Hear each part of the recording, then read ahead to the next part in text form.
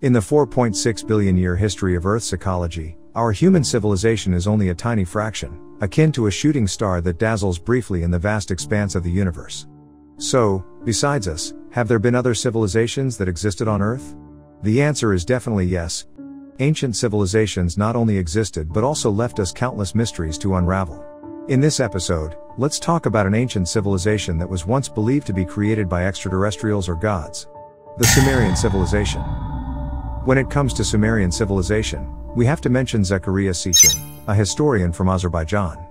He is a scholar who has extensively explored the origins and future of human civilization. Through in-depth studies of the Sumerian civilization, he arrived at a compelling and reliable conclusion. According to Sitchin's own perspective, human civilization was created by extraterrestrial beings known as the Nephilim from Nibiru, the 12th celestial body in our solar system. Sitchin also conducted research on the cuneiform script of the Sumerians, the world's oldest writing system, claiming to have discovered a greater mystery surrounding human civilization. He stated that if the contents recorded by the Sumerians were not mere worship of gods but actual records, then perhaps there would be a reasonable explanation for the origins of humanity.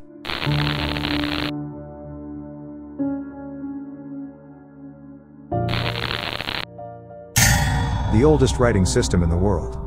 In 1472, an Italian named Giosafat Barbaro discovered some strange and previously unseen script on the crumbling walls of an ancient temple in Persia, present-day Iran. These scripts had characters with triangular-shaped heads, resembling nails or scorpion stingers. Barbaro was deeply astonished by this finding, and he returned to Italy with this perplexity.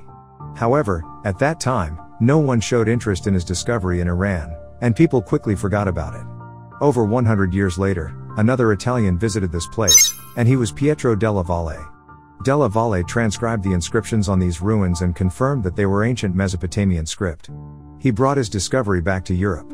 Later, through the study of archaeological findings in Mesopotamia, it was revealed that these scripts originated from the world's earliest civilization. The Sumerian civilization invented the world's first writing system.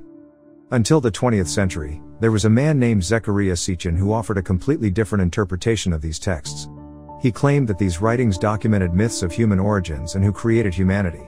If we were to study the Sumerian civilization based on the prevailing historical views, we would still believe that its development followed a gradual and sequential process. However, Sitchin presented a contrasting viewpoint, suggesting that the Sumerian civilization had extraterrestrial origins, based on evidence he discovered. Here, we present some astounding pieces of evidence concerning the enigmatic aspects of the Sumerian civilization. The Nineveh constant. First, let's start with a series of mysterious numbers. British archaeologists discovered an inscription in a cave where the Sumerians once lived. The inscription posed a mathematical problem, multiplying 70 by 60 continuously for 7 times. The result was a 15-digit number, 195,955,200,000,000, known as the Nineveh constant. Nowadays, we can easily solve this problem using a calculator. However, it is important to note that even the ancient Greek civilization, which appeared 4,000 years after the Sumerians, could only calculate numbers up to 5 digits. The fact that the Sumerians were able to calculate a 15-digit number directly is truly remarkable. What's even more astonishing is the presence of numerous unexplainable coincidences surrounding this sequence of numbers, which leads us to question whether the Sumerians truly came from an extraterrestrial civilization.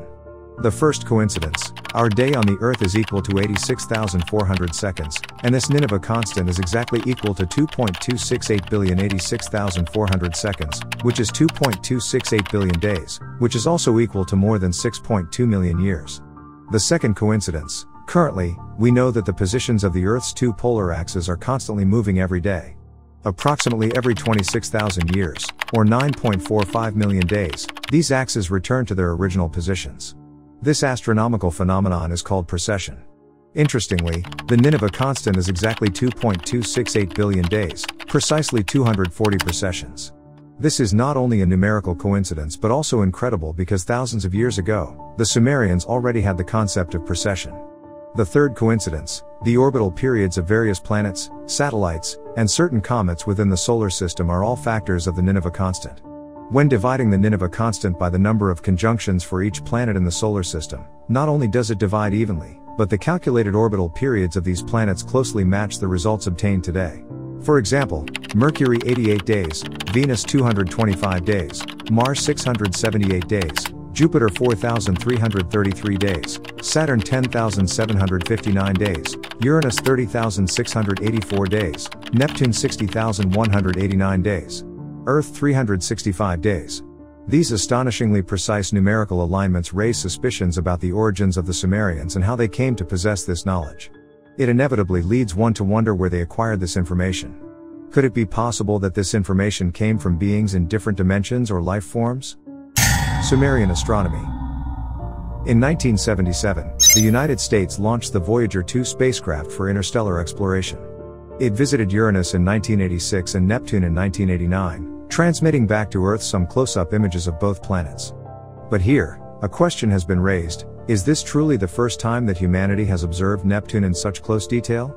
According to Zecharia Sitchin, who published a book called The 12th Planet in 1976, he discussed the ancient Sumerian records left about 6,000 years ago, which astonishingly align with the data obtained from Voyager 2. At that time, Sitchin had been studying Sumerian culture for over 30 years. One day, he discovered a rare stone pillar in a museum in West Berlin. This pillar not only contained depictions of gods creating humans but also featured an image of multiple planets orbiting the Sun. When researchers saw the images of Uranus transmitted by Voyager 2, they were amazed to find that the depiction of the planet closely resembled what the Sumerians had described. The Sumerians had a description for a planet known as Mash.Sig, which meant bright green, a description that bears a striking resemblance to the blue-green color of Uranus in the Voyager images. They also had a description for another planet known as Hum.Ba, which meant marshy planet. Sitchin believed that this referred to Neptune, as Neptune is composed of a mixture of rock and ice. The Sumerians considered Uranus as the brother of Neptune. Like Uranus, Neptune exhibits a blue color, a strong magnetic field, and a high-temperature semi-liquid core. So the question arises, how did the Sumerians know all this in such ancient times, without telescopes or satellites? What's even more astonishing is that they knew that Neptune was blue. We all know that both Uranus and Neptune are located at an immense distance from the Sun and have very low brightness, making them impossible to observe even with a regular astronomical telescope, let alone with the bare eye. Could it be possible that they had the ability to travel to space? Or perhaps they originally came from the cosmos themselves? Sumerian King List. The Sumerian King List, unearthed from the ruins of the Sumerian civilization, contains the names of successive kings of the Sumerian dynasty and their reigns, as the name suggests. In the archaeological sites of Sumerian cities, 16 complete Sumerian king lists have been unearthed. The recorded content in these lists is generally similar, but delving into a meticulous study of these king lists leaves one with a sense of numerous mysteries. Let's first take a look at the upper portion of the Sumerian king list. According to the Sumerian king list, the authority of kings descended from the heavens, which clearly records the time and location of the reigns of the 8 monarchs after the authority descended from the heavens. These 8 kings ruled over the 5 cities for a total of 241,200 years. Afterward, a devastating global flood occurred. The astonishing nature of these numbers has led some scholars to consider them as mythological. Following these 8 rulers, there is a deliberate separation between the upper and lower parts of the king list, signifying the period of the Great Flood. What is even more perplexing is that in the lower portion of the Sumerian king list, the recorded kings gradually returned to normalcy, with shorter lifespans. Through research and verification, it has been confirmed that these kings did exist, and their reigns and durations align with the information presented in the king list. Additionally, accurate records of kings have been found in the Babylonian civilization that evolved from Sumer and in the king lists unearthed from the Assyrian dynasty. The lower portion of the king list demonstrates the meticulous historical recording in Sumerian civilization. Currently, the earliest confirmed Sumerian ruler is called Gilgamesh. The king list records his reign from 2600 BCE to 2700 BCE, which aligns with archaeological findings. However, what is unreasonable is that his reign lasted only 126 years, while the kings before him ruled for thousands or even millions of years. What is the explanation for this?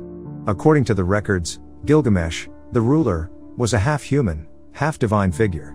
He possessed divine wisdom and power but did not have divine longevity. Therefore, he died after ruling for 126 years. The rulers who came after him were all mortal, with some reigning for 30 years, 9 years, or 6 years. Gilgamesh seems to represent a transitional figure from a divine being to a mortal ruler. This is intriguing. Why is the lower portion of the king list so meticulous while the upper portion includes mythical figures? Were these mythical figures real or fictional? Some scholars argue that including these gods in the king list was meant to enhance their authority. However, why would they include a semi-divine figure with such clear records? Perhaps, as Sitchin suggested, the early kings in the Sumerian region were extraterrestrial beings. But why would a great flood dramatically shorten human lifespans?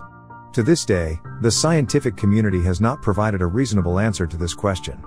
Actually, there are many more mysteries about the Sumerian civilization that were not mentioned in this video. Perhaps we can create another episode to continue explaining them.